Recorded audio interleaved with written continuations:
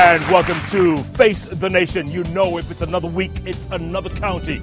Right now, we've crossed the Tana River into the semi-arid region known as Garissa County. It is hot, it is dusty, it is windy.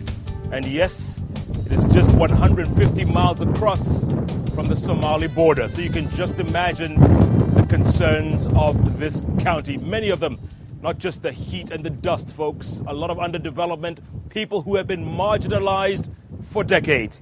And now they are seeking new leadership. We have some of it right here on the panel today. We're going to be discussing it with this group of great audience here at Garissa Primary School grounds. And yes, indeed, they are ready to ask the questions. Watwa Garissa Mpo? Assalamu alaikum. They are here, they're awake, they're alive. They're ready to ask the questions. Before we go to our panelists, as always, Diana Mwiru in the streets of Garissa County, talking to the people about the challenges. Let's go to that tape.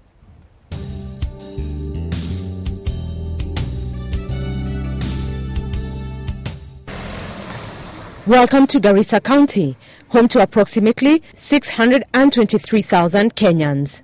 Garissa is the unofficial capital of Kenya's Somalia community and a showcase of their culture. The distinct beauty of its capital, Garissa town, is the mosques you find around the town, clearly indicating majority of the people practice Islam. Garissa County is located in the northeastern part of Kenya and constitutes 6 constituencies: Dujis, Balambala, Dadaab, Lagdera, Fafi, and Ijara.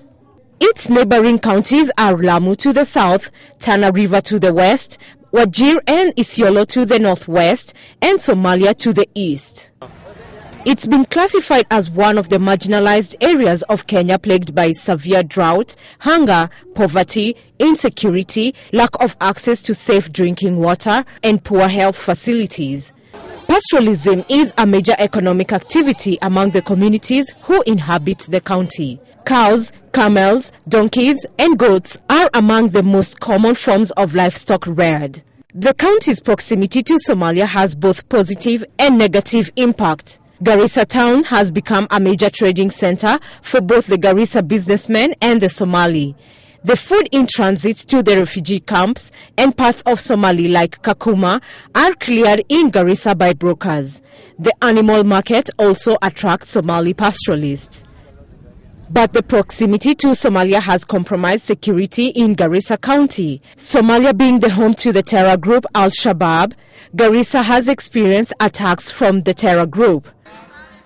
Garissa County has also been forced to play host to refugees from Somalia, making life difficult for the Kenyans who are often confused to be of Somali descent. Shida zetu sana katika hii Garissa County, ambayo labda wa county wengine haina, ni kwamba tuko na nchi jirani Somalia ambayo haina serikali rasmi, ambapo vijana itabidi serikali ikague ni nani.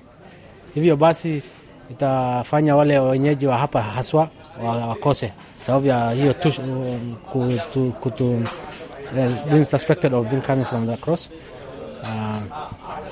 These stringent measures that have been taken to, satisfy if you are a Kenyan, and that's one of the reasons, and many documents are asked for. This is also enhanced by the lack of IDs for the youth in the area. Kupata ID ni kitu ambaye inasumbua sana, kupata ID. So ID ndio kitu ya kwanza kuipata, for you to be recognized as a citizen, for you to get employment, for you to vote, for you to do this and all that. The people here have depended on food aid since Kenya attained its independence. Very few of their livestock survived the prolonged droughts, but some residents believe that Tana River that flows just outside the town has not been tapped. We have a river flowing here, and it goes to Indian Ocean, whereby water is not treated. Why can the Ministry of Agriculture make any plan to pipe this water outside the Garissa for farming? About if you like a place called Dagega, it's a very fertile area. Waso Nyiro is a very fertile area. There is no farming going on. Cultural beliefs have also compromised illiteracy amongst the people of Garissa. The problem is, one, people have ignorance towards the education. Two, lifestyle, pastoralist lifestyle. You know, we are people who looks after animal. Our dependence is on animal. So they believe this education is better. I mean, keeping animals is much better than taking a child to, because the parents will tell you, if I send my kids to school, who is going to look after these animals? So they make the privilege, you know, of the lifestyle of the nomadic, you know, to be owned instead of taking their children to school. So that's also one problem. Okay, you know, pastoralists from going from one place to another.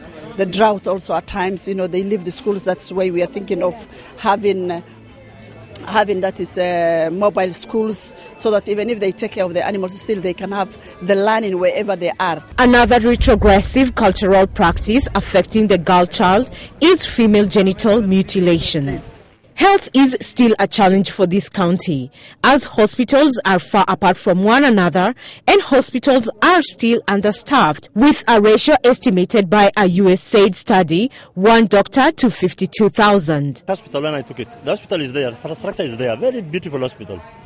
But the services it's delivering is not the suitable services required. There are no medicine, the cleanliness is very poor, doctors are not there always. They have their own private hospitals, they do operates outside. Even nurses, mostly nurses. Every nurse has opened his own hospital. Doctor is going for his own clinic. So whenever patients come there, they refer back to their clinics. Go to that clinic, you get this drug. Go to that clinic, you get these services.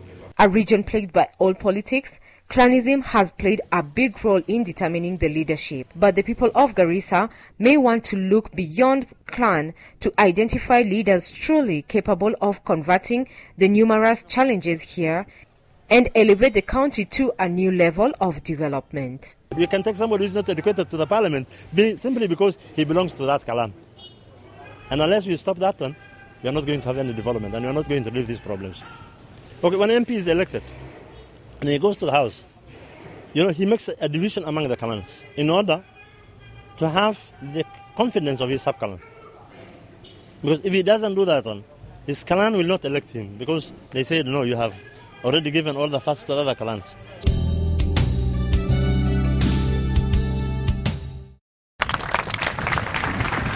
Welcome back. That is Dan Amwiro there talking to the people of Garissa County on the challenges.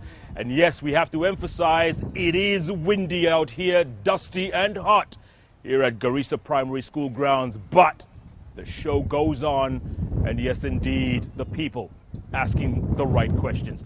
Let's go to our panelists, folks, because get the show underway. And starting from my extreme left, it is Mariam Hussein. She's an aspiring MP under the women's rep under the new constitution.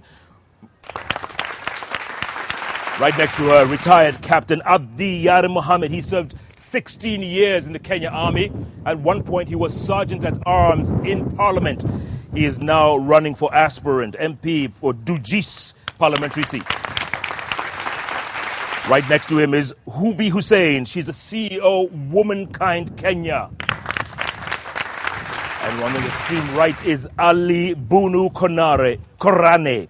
He's a former DC for many years, former permanent secretary, and now wants to be governor of Garissa County. Let me start with you, Ali. You want to be governor of this county. The biggest concern, if I could ask you, the biggest concern of the people of Garissa County, is it education? Is it health? Is it security? What is the biggest concern? When I look at Garissa County, I can tell you that our concerns are almost everything which you have said. We need education, we need health, we need food, we need security. Every human need, I think, is in dire need in this constituency, in this county. Yeah. Therefore, we need all you have mentioned. Let me skip all the way to Mariam Hussein, because you're running first time woman rep right here, but you're a councillor right now, right? Women are the ones who've been marginalized for the longest time, not least of which is Garissa County. We can see women have been marginalized. What are you going to provide? What are you going to do for the women of Garissa County? Many things are lacking, especially as you had asked earlier. Security is the biggest concern. If you don't have security, you can't get health, you can't get education. Security is the biggest concern, first and foremost. Then education follows, and health.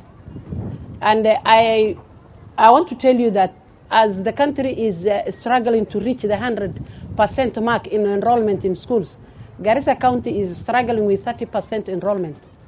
And the mortality rate of Garissa is 700 per 100,000 births. That's very high. It is very high compared to the national one, which is 488. So we want to fight that because our facilities are far apart. And the people who deliver in the hospitals, the mothers who deliver in hospitals, it is only 17% of women who deliver in hospitals. Conducted by experts or people who have knowledge on conducting deliveries. I want to fight all those, and I want to make sure that health facilities, of course we can't get health facilities to every village, but there was something called mobile health clinics which used to move up and down, because we are pastoralists and not every woman is in reach of static health facility. So I want to see that the mobile facilities which used to go around and which used to facilitate the conduction of deliveries by experts is done as it used to be before. Yeah. Utaweza hiyo?